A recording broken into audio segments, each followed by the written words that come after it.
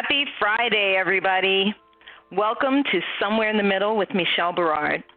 I am your host, Michele Barard, founder and CEO of Urban Book Editor, LLC, and I'm so happy to share this hour with you, where we examine all those places where spirit meets life and the joys and challenges that may bring. Now, Somewhere in the Middle is intended to be a safe place where we can learn and grow together. And we discuss a variety of topics ranging from love to politics to money and business and beyond. And that's because the human experience is wide and varied. You guys know this.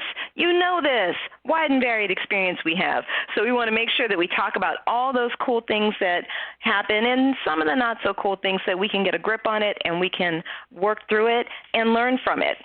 Now, I know you guys have a lot to share with us, so we're not just going to talk at you for the next hour. We really want you to feel free participating and engaging.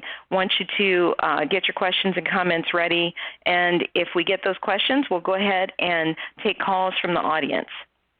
Now, you know I like to start by thanking Ms. Beverly Black and Tribe Family Channel for helping me create this space for us.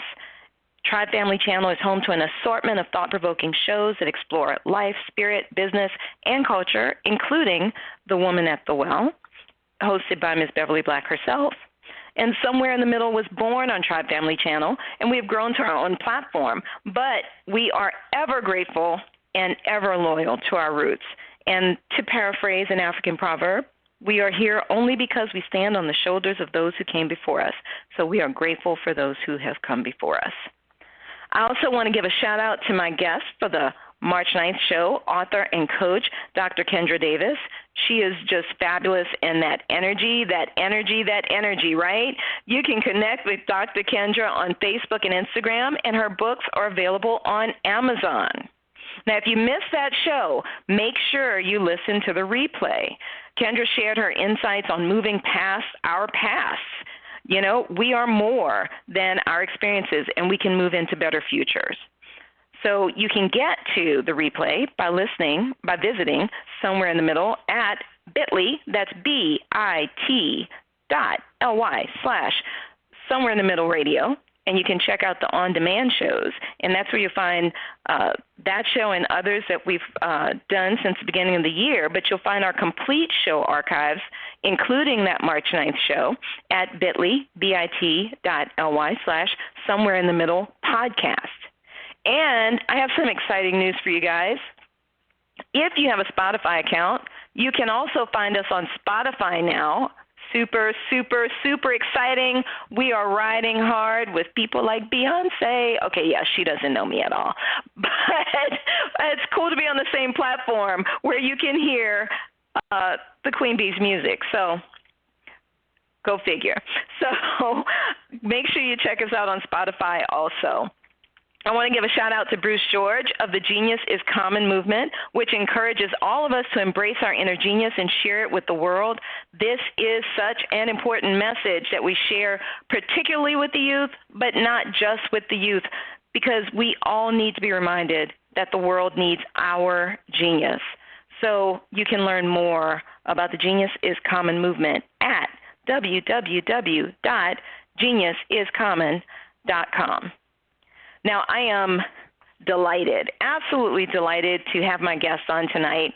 He is one of my favorite people in the whole wide world and, well, practically a neighbor. Well, he was practically a neighbor until I moved out to the West Coast because everything in Georgia is a little bit spaced out, so you'd be surprised what they call around the corner there.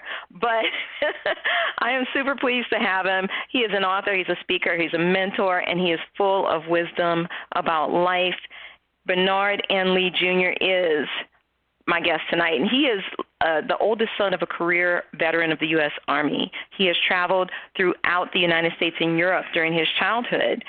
The places he traveled, the people he met, and the stories he remembers are shared in his memoir, actually 2 memoirs now, A Look Back in Time, Memoir of a Military Kid in the 50s. Bernie attended Howard University in Washington, D.C. He joined the Army ROTC program. He's obtained a private pilot's license so he can fly out here to LA and hang out, right?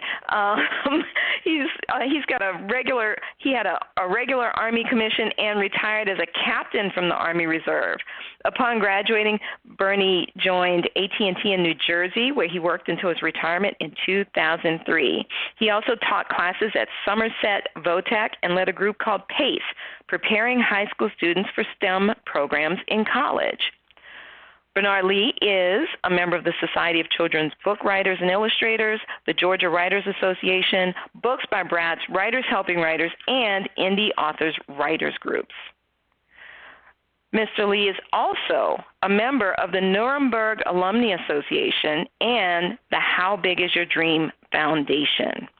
And like I said, Bernie was practically a neighbor of mine. He resides in Conyers, which is right around the corner from where I was living, by Georgia standards, that is to say, with his beautiful wife, Edwina, his wife of 41 wonderful years, where he teaches chess for advanced and beginning students in an after-school program, and where he writes and he tours and talks about his book.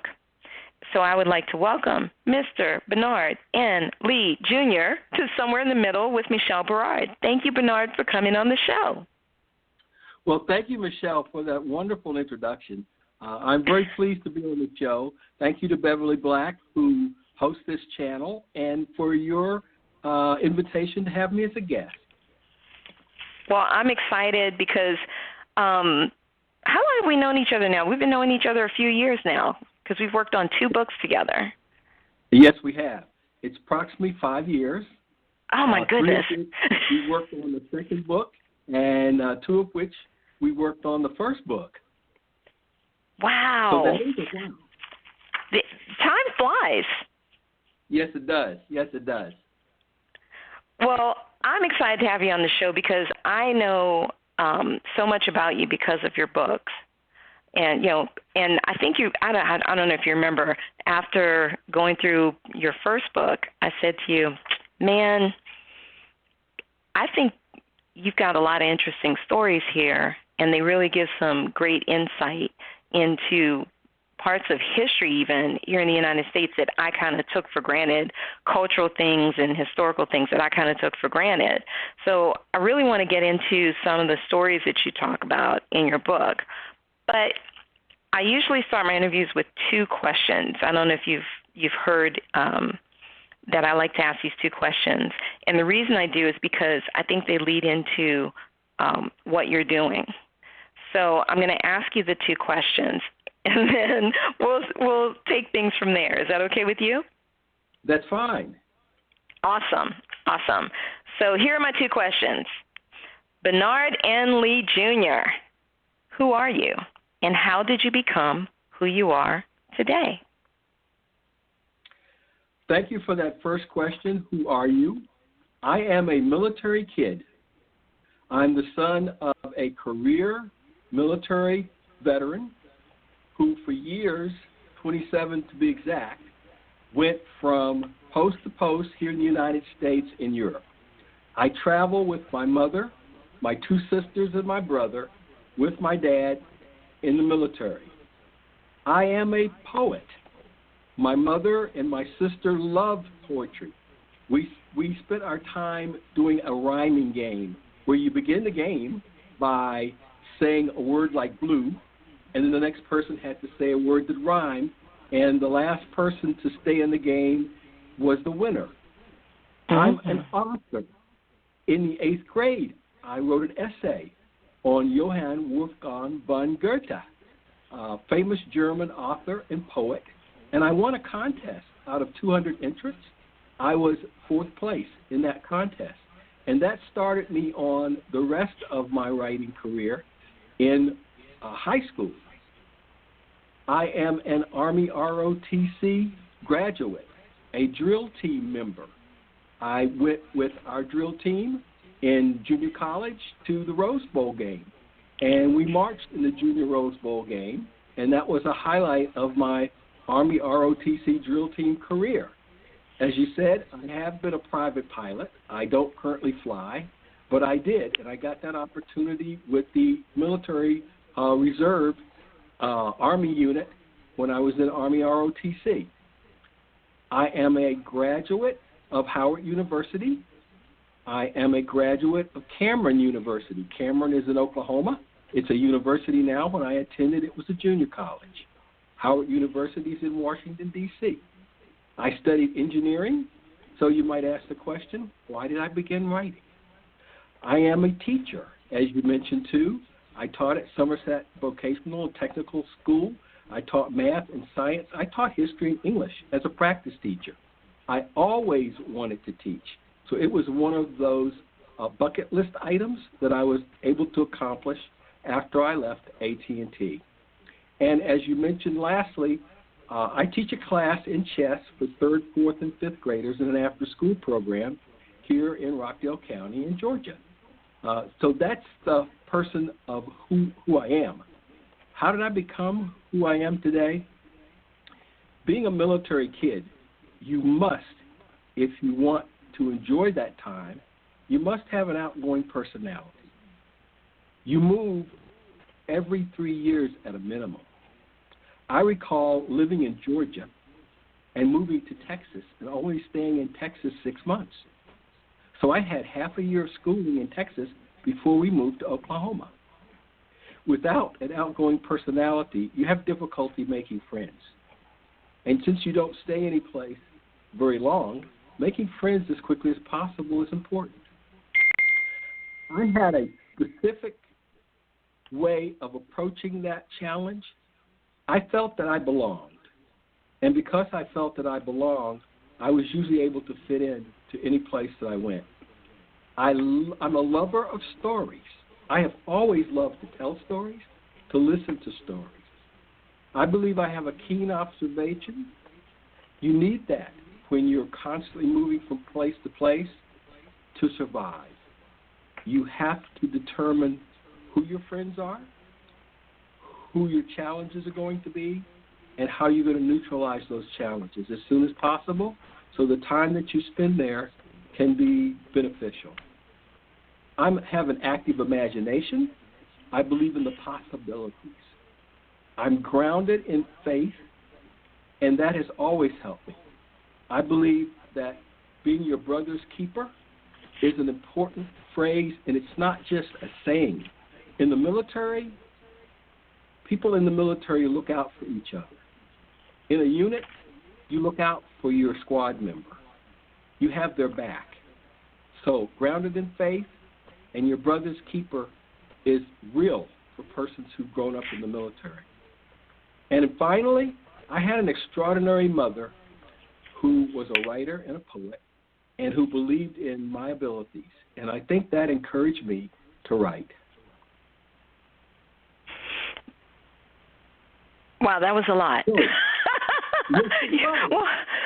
Well, no one person is just one thing. So that's apropos. You know, it's very appropriate to have all of that, but that life experience. There are a couple of things that stand out to me. And one of them, because you mentioned this, I think in your dedication of your book about your mom in particular and her writing, your mom and your sister and their writing and their love of words. So what was that like, you know, kind of moving around and, you know, playing the games with your mom and kind of learning to use your words in particular ways for, I'm presuming, entertainment, for delight, yeah? How did that come about? How did y'all start that game, and how did that color things for you growing up? When you move from place to place, you spend a lot of time in the car. And there are some things you can do in the car, like you can look out the window and count cows, which we used to do across the countryside. But we learned to play that game. My mom was very deliberate about teaching us that words have meaning and that the more words you know, the better you're able to express yourself. And so that was just one of the games that we played. It was a very good time to be a kid because we spent a lot of time outside. We were the you go outside and play kids, and don't come back in just when it gets dark. or your mom would come to the front steps and she'd call for you and you'd have to come in then. So I recall playing a lot of games. I recall being very active. And I recall that writing wasn't something that we did unless maybe we were in school or we had some spare time. My mom, on the other hand, wrote constantly. She wrote to my dad when he was away on assignment. She wrote poems that she kept to herself, and she would share some of those with us. And so I think that kind of piqued my interest for poetry. I also had the chance to be in a poetry reading contest. Oh. I was nominated by the good sisters in my church who thought that I would be a good candidate to represent them. And this was in Augusta, Georgia. At the time, my dad was at Fort Gordon, Georgia, and we were living in Augusta. And so we got an invitation to be at a poetry reading contest. At that time, I was in about the 5th grade, and I went to the library and I picked out a book that had been saved for me by the librarian. And I thumbed through the book to see if there was a poem in there that I might have an interest in. This particular poem jumped out. It was a poem about a fish in a tuxedo. And I took that to be a good sign. I'd never seen anything like that.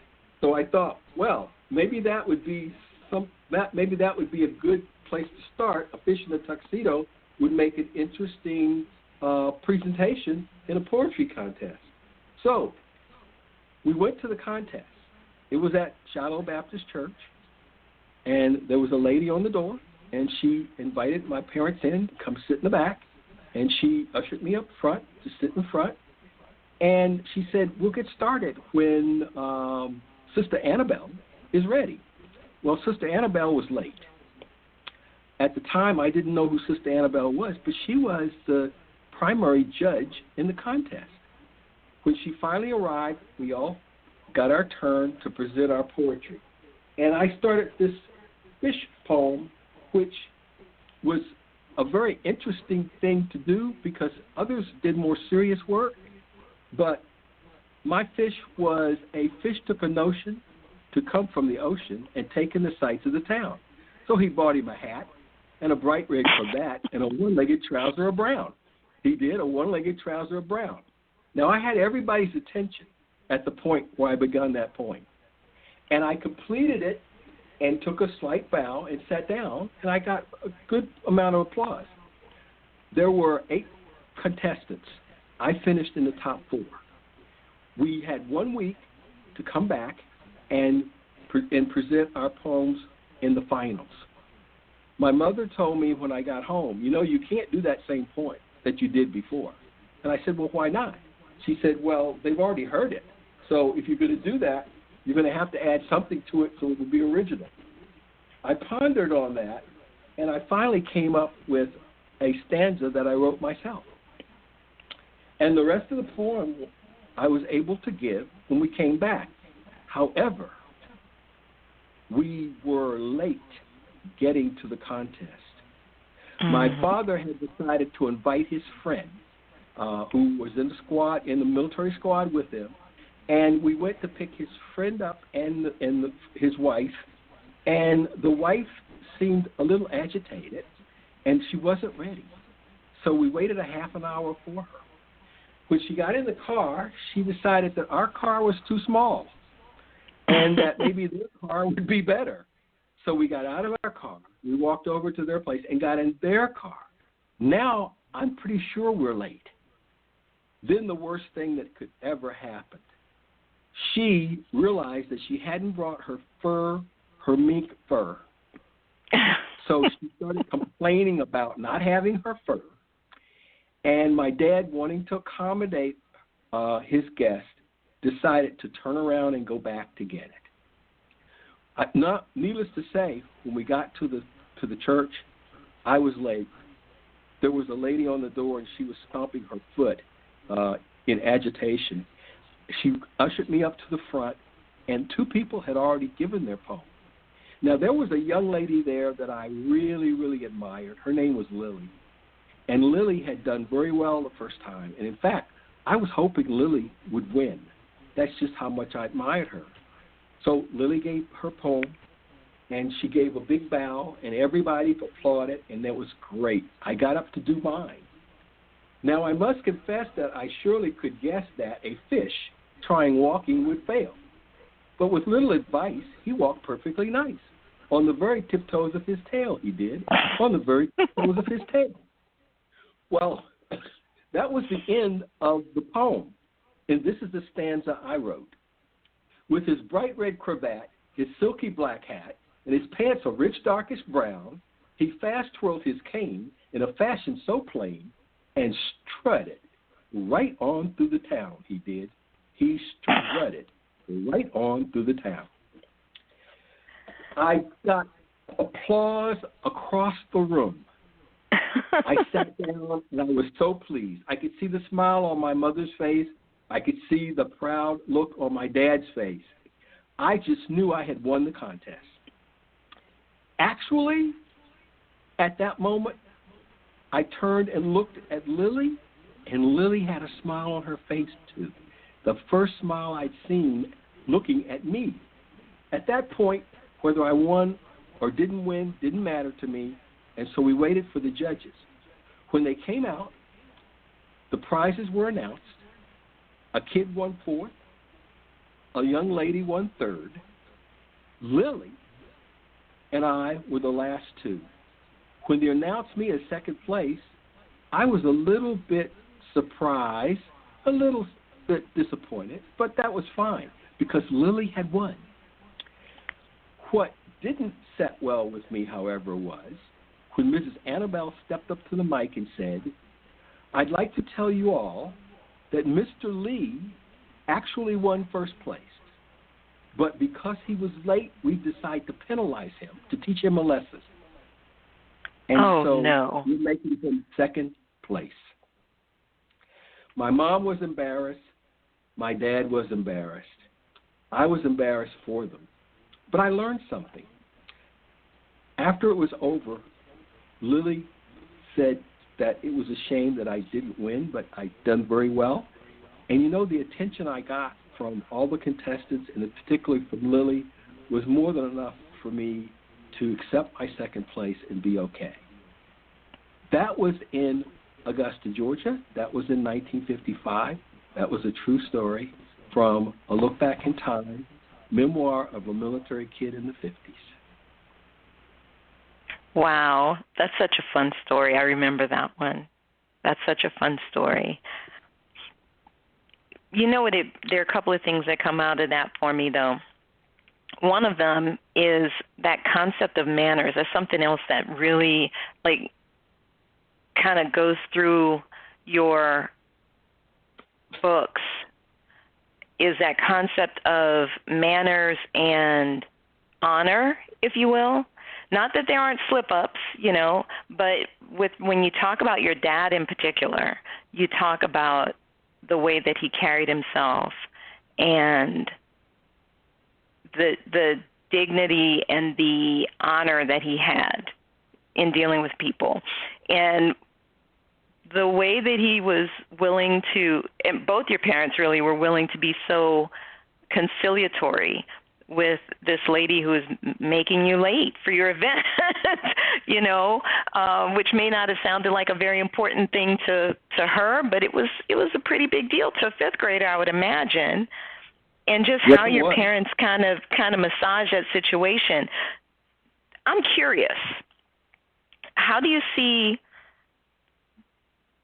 that their behavior then versus the way that might have gone now with other folks? Oh, I expect that might have been a very different outcome. My parents were military, and that had a very special meaning for them. The military provided housing, it provided income, it provided good schools on post, and it provided a way of life that was a very good way of life, especially for an African-American family in the 50s. We knew that anything that we did was reflected on our dad. His commanding officer might get a letter or a phone call if we did something that was not appropriate.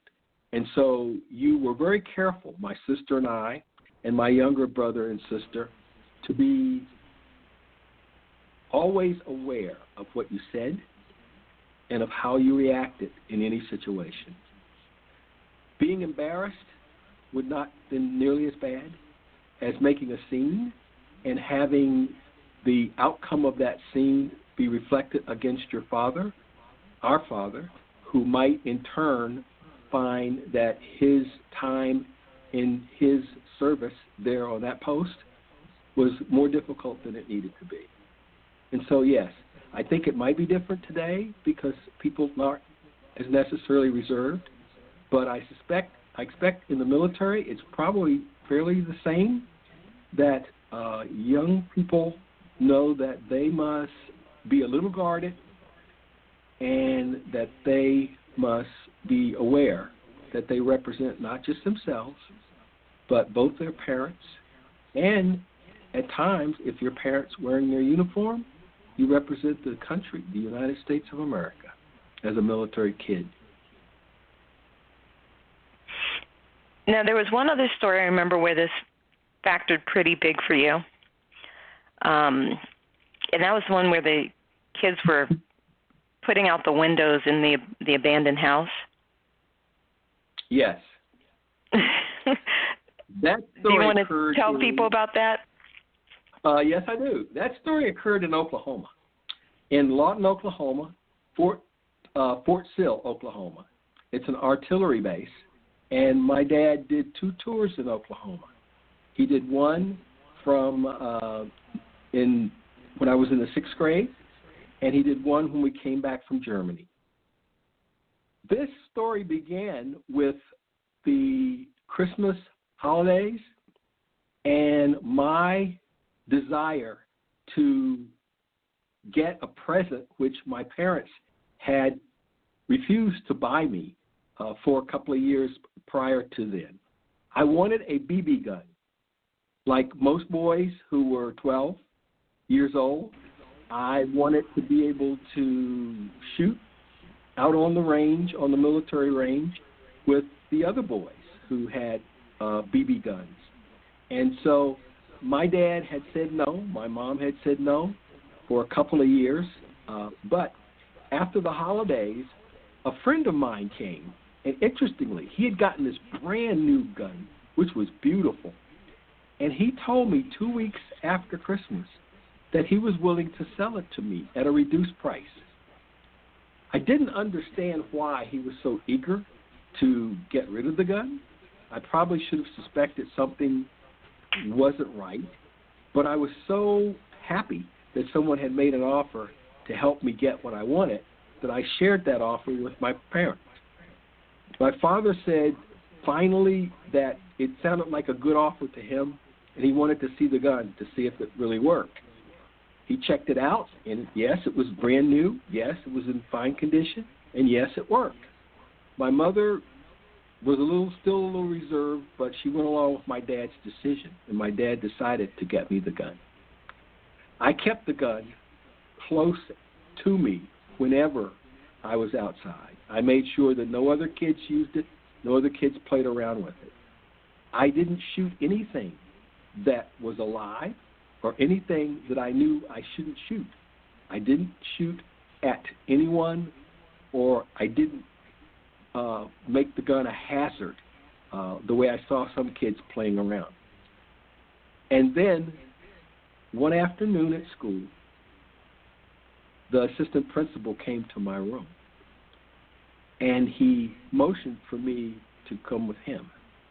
I didn't know what was going on or why I'd been called out of the room. As we walked down to the office, I asked, is there something wrong? And I didn't get an answer. When we got to the office, my father was there. This was a traumatic time for me. My parents only came to school when there was a serious reason to come to school, or when I invited them to a play or a concert or something that the kids were giving. And to have my father there unannounced was very disturbing. The principal looked at him and said, "Here's your son. He's free to go." My father turned to me and said, "Come with me." I walked out. I didn't ask my dad any questions at all. I knew better than that. I knew when he was ready to talk to me and ready to share with me what this was all about, he would. We got in the car and we drove away. I didn't know where we were going, but I didn't ask that question either. Finally, my dad asked me, "Have you been playing around in those vacant buildings near our subdivision?" I answered honestly, "Yes, I have."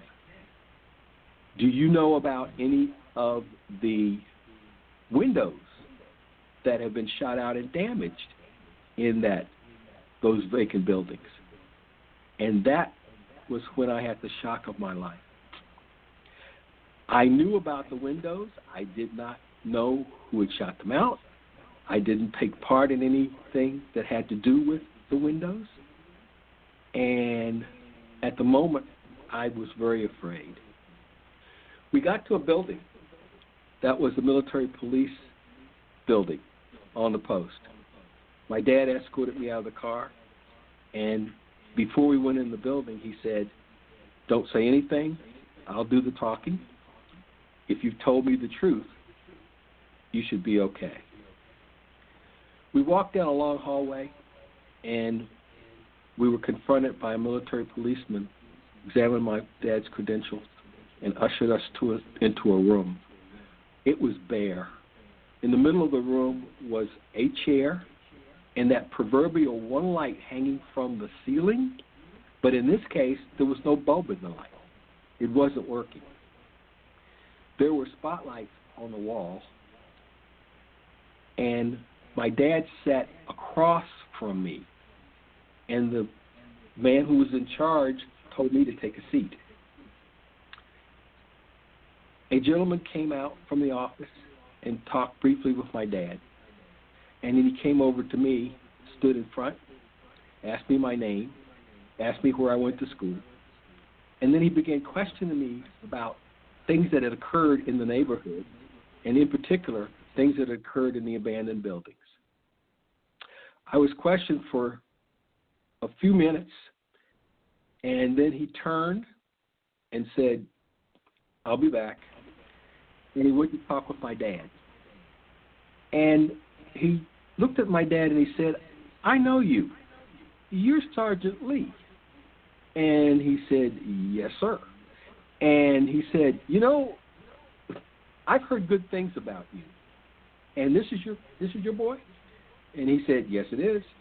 And he says, "Well, he tells me that he didn't take part in anything that went on in those buildings. And Sergeant Lee, because I trust your word, I'm going to trust his." I was so relieved. I went with my father. We walked down the long hallway. And when we got outside the building, my dad put his arm around my neck, and we walked back to the car. That's a true story. I was very upset with my friend who had sold me the gun only a week after he'd heard that there were investigations occurring about the damage that had been done to the buildings. Wow. Only my dad's reputation saved me from what might have been detention as a juvenile. Wow. That is, I mean, the power of that story is really in the character element, you know, about your dad and his value and his word and his character and having such a good reputation. Yes, it was. And that's why we were always aware that anything that we did reflected on our father and his military career. Well, that can actually go a little step farther, too, because I don't know if you remember me telling you after I read your book, I said, some of the stories in there just kind of made me keenly aware of things that I had taken for granted because of when I was born and the way that things had changed. Some would argue not significantly enough, but they certainly had changed by the time I was in school and whatnot. And I'm going to call it a luxury, even though I'm not sure it's a good thing. The luxury we had of not necessarily having to maintain extended family ties in the same way that was probably what was evidently necessary for survival, particularly during, pre-civil rights is what I'm going to say. Yes. So, like, you talked about a road trip. This was when y'all were driving to New York to fly out to go to Germany. I believe That's this was correct. one of the last stories in the first book. And That's correct. y'all were staying at different family members' houses, but there was this one stretch of the trip that was pretty long, and y'all ended up having to pull over on the side of the road, and your dad going to get food for you guys. And the nervousness about him being gone so long and all that. Do you mind sharing that? Because I thought that was really important. That was a powerful story for me. So for those of you who don't know, first of all, Look Back in Time is a series of vignettes of stories from Barard's life, and all of them really tied together to tell the bigger story, but some of them are just really jumped out at me, and this is the one that jumped out at me the most. This story occurred in, I was in the 6th grade, and I'd been going to school in Lawton, Oklahoma, and my father got his transfer papers to go to Europe, and he'd be stationed in Germany. And he had 2 weeks to report to fly out of New York to report to his new duty station. I recall my dad coming home to tell us about the transfer. And I recall when he finished telling us about the transfer, him going into the kitchen, getting the trash can in the corner, dropping his papers in the can, his orders in the can, and lighting a match and starting a fire in the can. The assignment he was going to in Europe was that delicate an assignment. It was during a time when the European powers and the U.S. powers were negotiating how they were going to operate after the Second World War. And so his orders were secret, and so he burned his orders. A few days later, after we cleared quarters, we all piled into the car to drive across country. Now, we were driving from Oklahoma to stay with friends in Virginia. And this was a long drive. And we stayed with friends because we weren't certain, as you drove across country in 1956, that there were hotels or motels that would allow people of color to stay. And so we couldn't count on that. And so we would drive all day. There was no place along that drive between Oklahoma and Virginia that we knew of where we could even stop to go to the bathroom, because the service stations at that time were whites only. And so we would drive all day. You'd hold it all day, and we'd wait till night came to go to the bathroom. If you had to go to the bathroom during the day, you had to find an area of trees where you could be in a secluded place to go. I recall we stopped at night, and my dad and the rest of us slept in the car. And in the morning, when I woke up, my sister had to go to the bathroom. So we were in the back seat.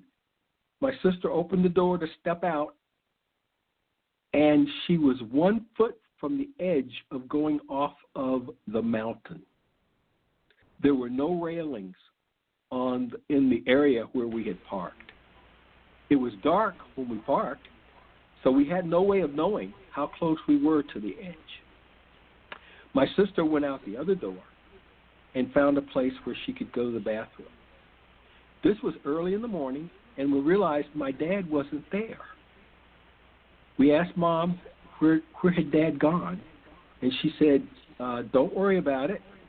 He's gone to get us something to eat, and he'll be back. That was around 7:30 in the morning. A couple of hours later, we're still waiting in the car. Now, trucks are starting to pass us. Cars are starting to pass us. Some cars slow down, but they don't stop. And we're very glad that they don't because we're fearful. We don't know the people where we are. We're up in the mountains in Tennessee. We have no way of knowing where the closest town is or where our dad has gone. An hour later, we're still waiting. And then my mother starts to become worried.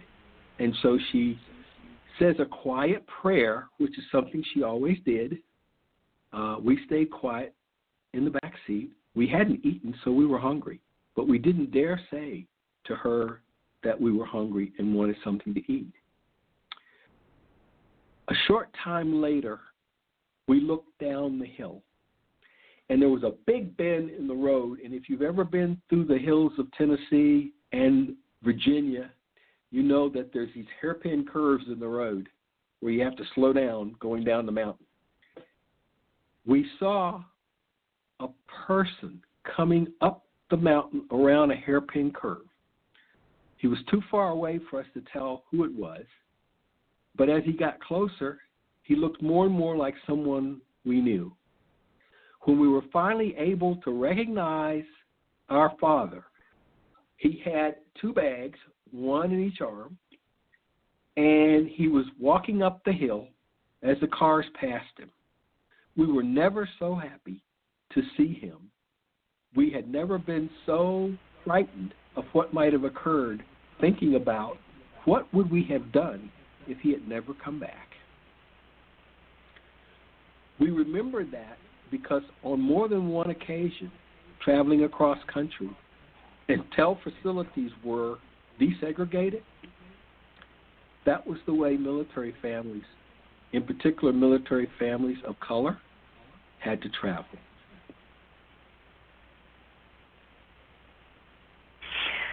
Wow. That's why that struck me so, because that was not, I was born in 1968, so the experience is so different. Road tripping now, you can stop pretty much anywhere. Even when I was in college, I could drive by myself on the interstate system. My grandmother didn't like it when I did that, but I did because I like to get up and go when I want to get up and go. And she remembered those times when you couldn't just get up and go and think that you could travel like that without planning and without having some place to stay and all of those things. It was very dangerous. And I think that's what struck me the most about that particular story is we really, and my kids now can take that for granted so much more. Yes, they can. Those things have changed. And in the military on the post, we didn't encounter that kind of challenge. But the minute you went off post, in most towns, you had to abide by the local ordinances and the state laws. And in many occasions, when we were stationed off of the post, those laws had not changed.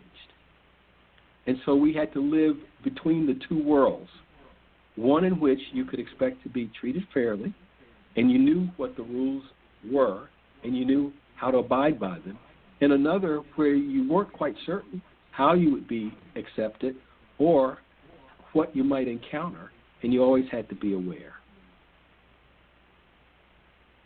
Well, and that actually, we have a question from a caller, and the caller's asking about how you and your father in particular, obviously, reconciled serving in the military in light of the racial tensions and how people of color were being treated in the United States. And you do touch on that in book 2. You get into that in volume 2 of your memoir.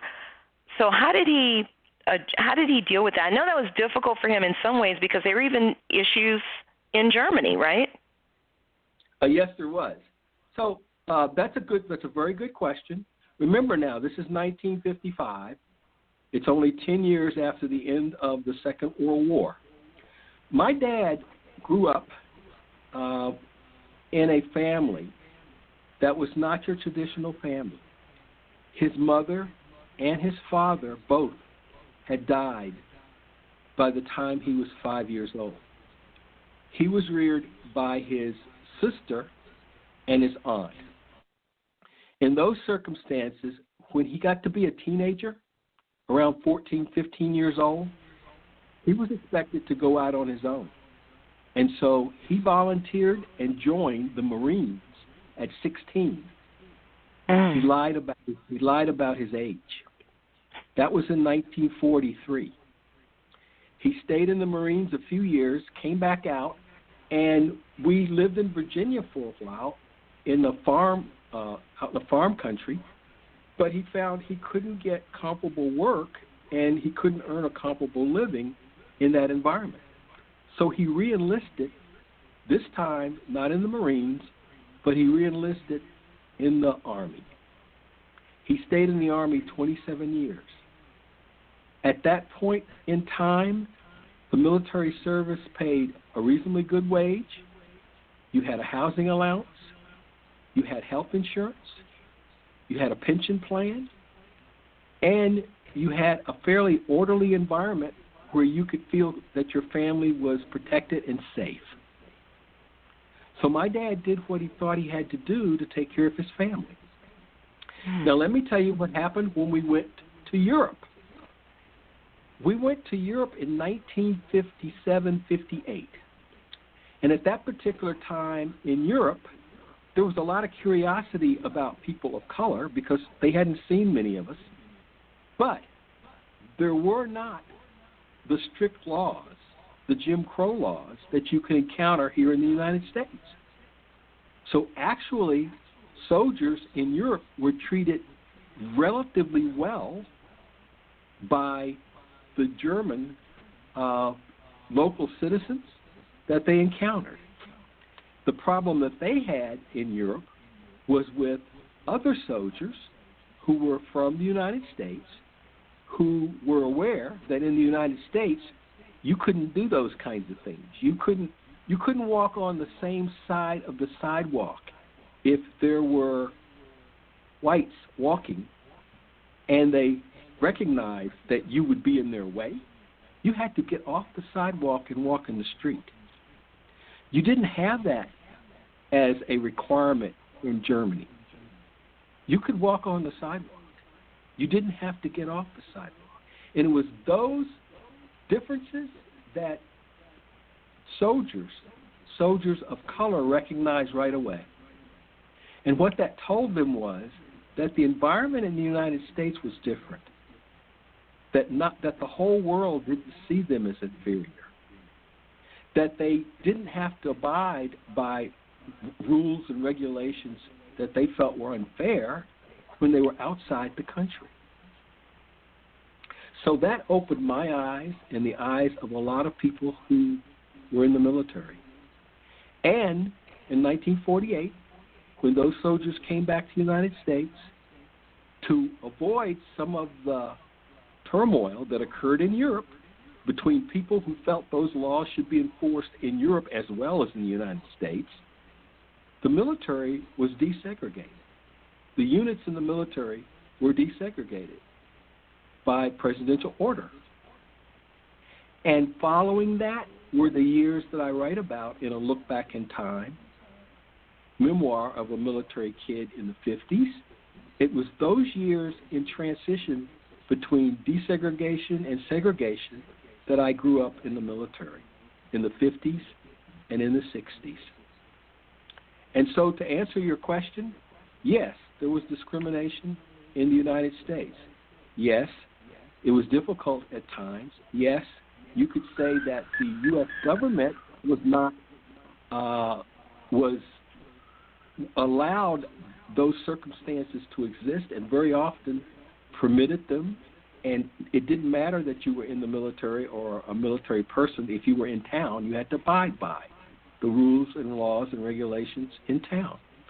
But as a whole, the military service protected young people and protected their parents from much of the overt racism that you would encounter in many parts of the country at the time. And I know for a fact, because I went back and forth between living on post and living off post, the stark difference between the two, until over time people got more accustomed and people of color received the same kind of voting rights and the same kind of housing rights and the same kind of other rights that other Americans had taken for granted.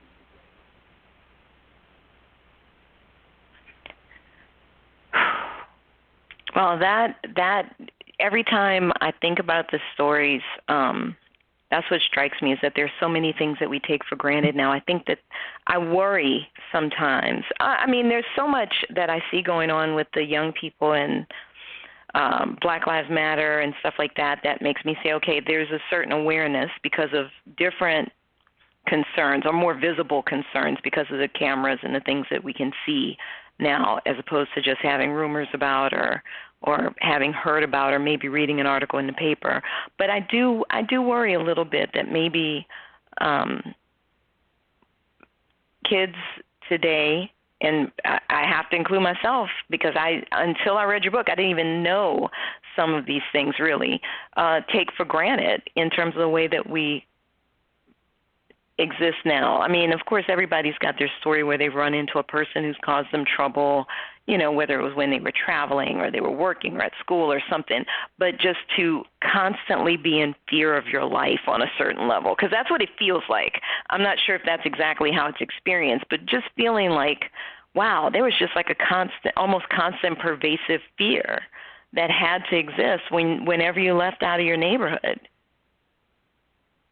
Yes, that was unfortunate, has been an unfortunate time for us.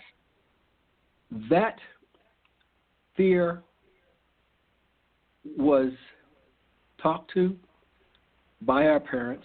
Everyone's had those talks where they tell you how to respond when you're approached, where they tell you what to say and not to say, where your parents try to get you to understand that life is not always fair.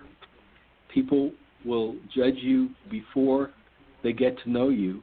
And so if you want to have the best outcome, you have to give them a chance to get through the preconceived notions that they have about you until they get to a point where they know you, the person, not you, the person that they see in front of them with the preconceived notions that they have about people like you. It's a burden that's been carried. My generation carried it. I had those talks with my kids. And I guess what I have to say of today, I'm quite proud of young people because young people can see through the facade that adults carry. Young people don't carry the fear of other young people that adults seem to have. Young people will give each other a chance. And as long as that is true in the United States of America, where the young, given the faith that they have, the religion that we practice, the innocence that is there for many of them who haven't been damaged by an outcome that's been bad, that will prevail. That will be what we finally decide is the country we want to be. And I believe the young generation gives us that chance. We have a choice. We can be fearful. We can not trust each other. We can draw apart. But there are many, many enemies, and you learn this when you're a military kid and your father is in the military. There are many, many enemies around the world who would love to see this country fail. And in spite of all the faults that you can point to, literally, from the television and the radio and other broadcasts daily of the imperfections here in the United States of America, there are horrifying events that have been occurring in the rest of the world for the last decade, where millions of people have been displaced from where they live, millions of people have had no home to go to, and millions of people have had no future to look forward to. So I'm hopeful. I've always been hopeful. I love the idea of America. I love the promise of America. And I love those who stand up and say they will fight to keep the idea and the promise true to the Constitution that was written for it. And that is the only way I believe we will survive.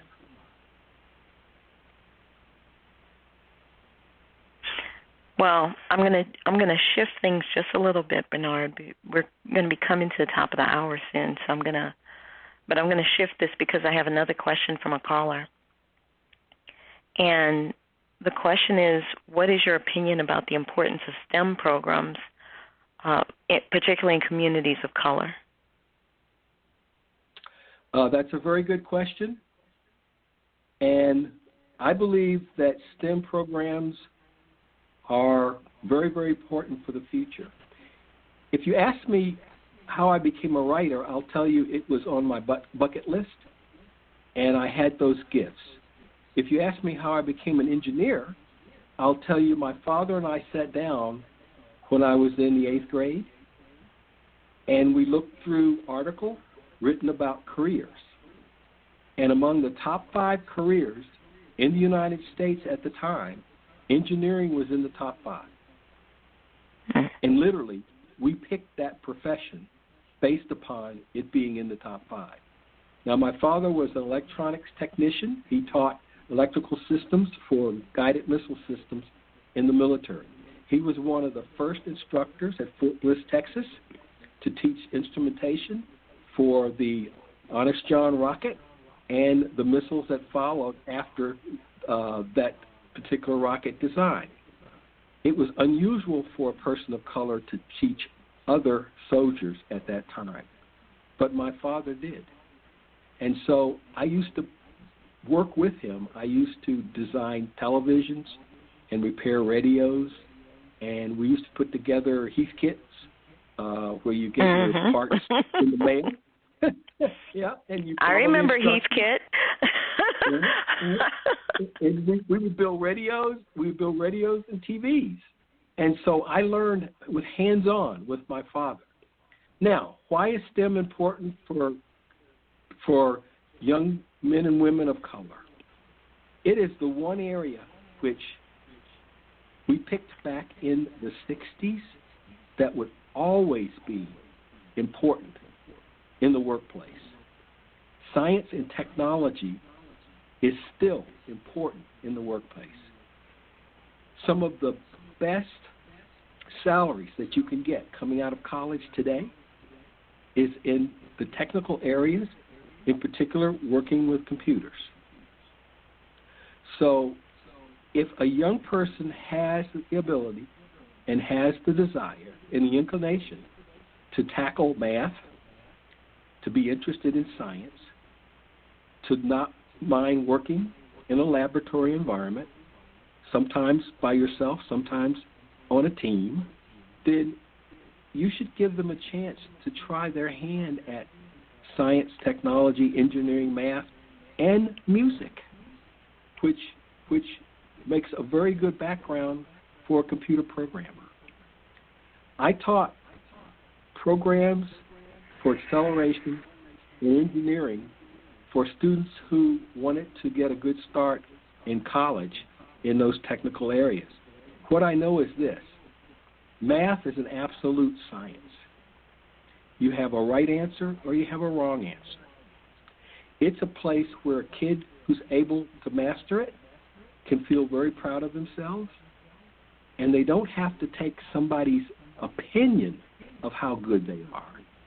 You get the answer correct or you don't. So I would challenge parents to help young people get a good start in mathematics. ABCs of mathematics: you must know addition, subtraction, multiplication, and division. And any way you can teach a child that as early as possible, I would recommend that you do. You must know your times tables.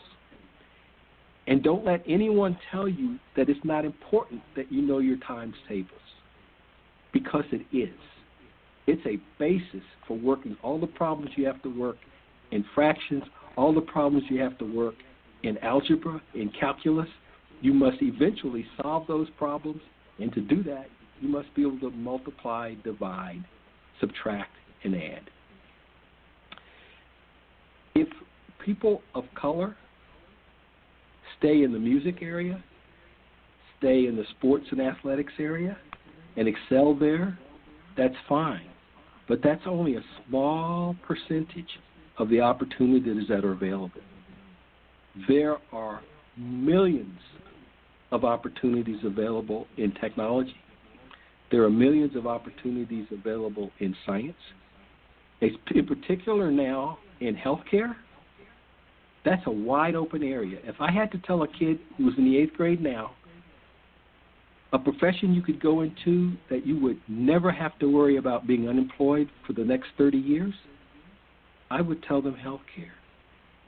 Baby boomers born in 1946 all the way to the mid-60s will be needing healthcare for the next 30 years at least. So it's a lock. So yes, you want your kids to be good in science, you want them to be good in engineering and math, and you want them to take it those areas because that's where the jobs are going to be. Well, there you go, y'all. I mean, my kids have heard me say it more than once. We should be creators of technology, not just consumers of technology. And along with healthcare and technology, there's actually the healthcare technology field, which is its own, kind of specialized area of technology that's going to need to be have lots of jobs filled. And biotech. I'm a big tech geek. Biotech and also just the software.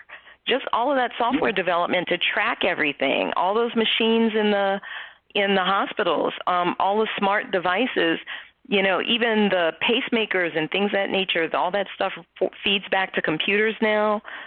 It's just the whole thing has shifted, and there's a lot of opportunity in the technology side as well as the actual care side. There are 8-year-olds, 9-year-olds, and 10-year-olds that are playing Minecraft. It's a game that you can do on a tablet where you build things and occasionally you blow things up. It's a game that you can learn to code. If you can find a class for a young person to be able to code and design their own game, I would suggest you do that.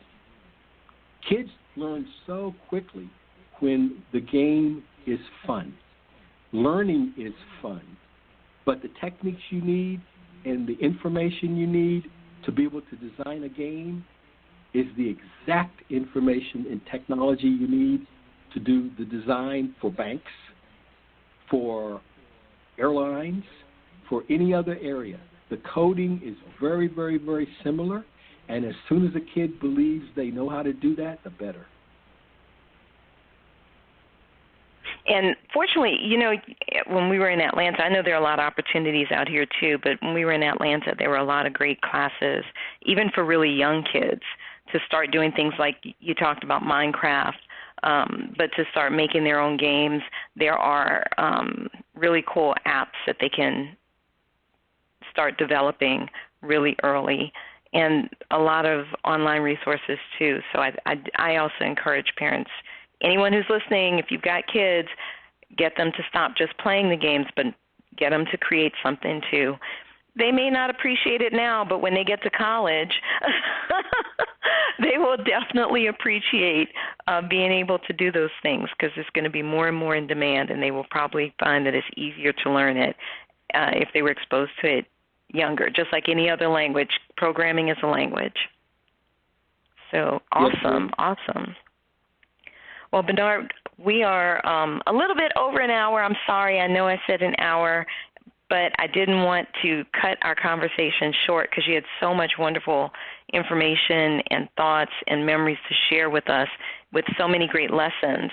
But we're going to go ahead and start wrapping up. So what do you have going on that you want our listeners to know about?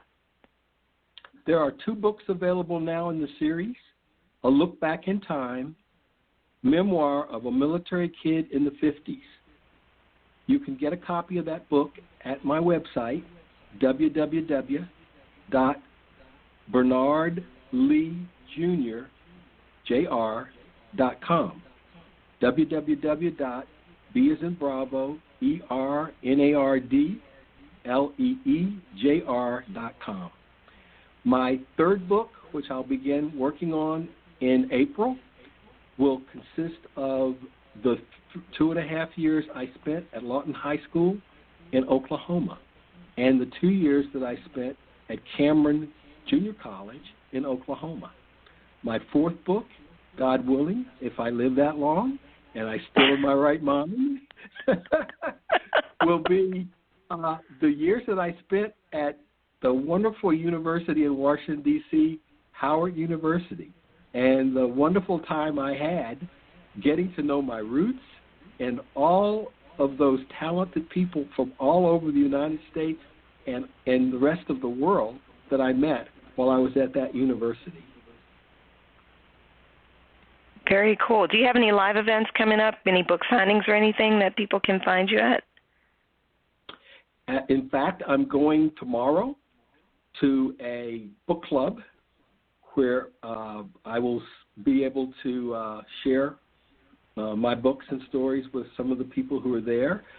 In Rockdale County, there's our library hosts a book signing at the Nancy Gwynn Library, and that'll probably be around April the 22nd of this year. I'll be going to Oklahoma at the end of the month in April for a 55-year class reunion. Wow. I expect to see many of the students that I went to when I attended Lawton Senior High School there in Oklahoma, and I'm looking forward to that. So that's what's on my radar for the next few months. Very cool, very cool. So where can people connect with you online? You can email me at Lee, B as in Bravo, N as in November, 2001 at AOL.com. And you can connect on my website. There are numbers on the website and a contact a button on the website. So you can read about the 2 books that are there. You can order books from the website. You can actually place a phone call from the website. So there are many, many ways that you can get in contact with me. So they can find you at BernardLeeJR.com. Also, you have a Facebook page? Yes, I do. That's Bernard.Lee.Memoir. So it's Facebook/Bernard.Lee.Memoir. And what about Instagram or any of those others? Are you on any of the other social media platforms? I think I'm at BN Lee and on Twitter, but I'm not on that platform that often. Okay, so folks should look for you at your website, on Facebook. They can call you, email you, and you're on LinkedIn, so they can find you on LinkedIn also. They can find me on LinkedIn.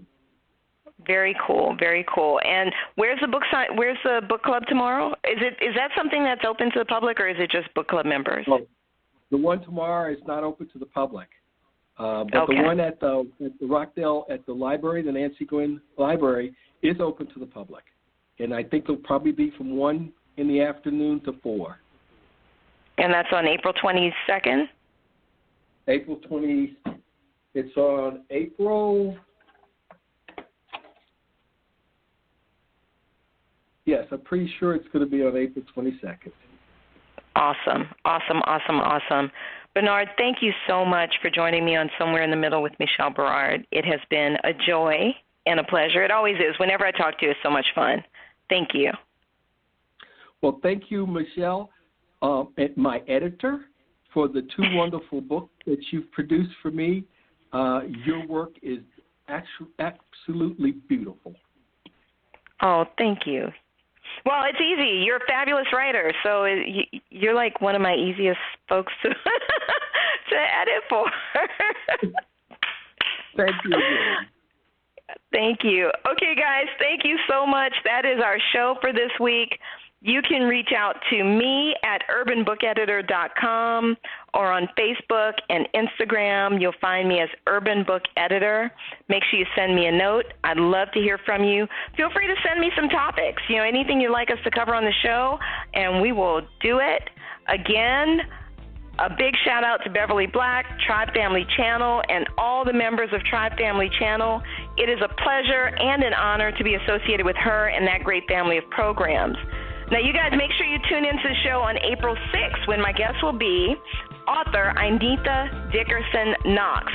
You can find us every other Friday at 5 p.m. Pacific, 6 p.m. Mountain, 7 p.m. Central, and 8 p.m. Eastern at bit.ly/Somewhere in the Middle Radio. You can also find us at bit.ly/Somewhere in the Middle podcast. So let's continue the conversation. You guys be good, stay mindful, and remain prayerful. Peace and blessings, y'all.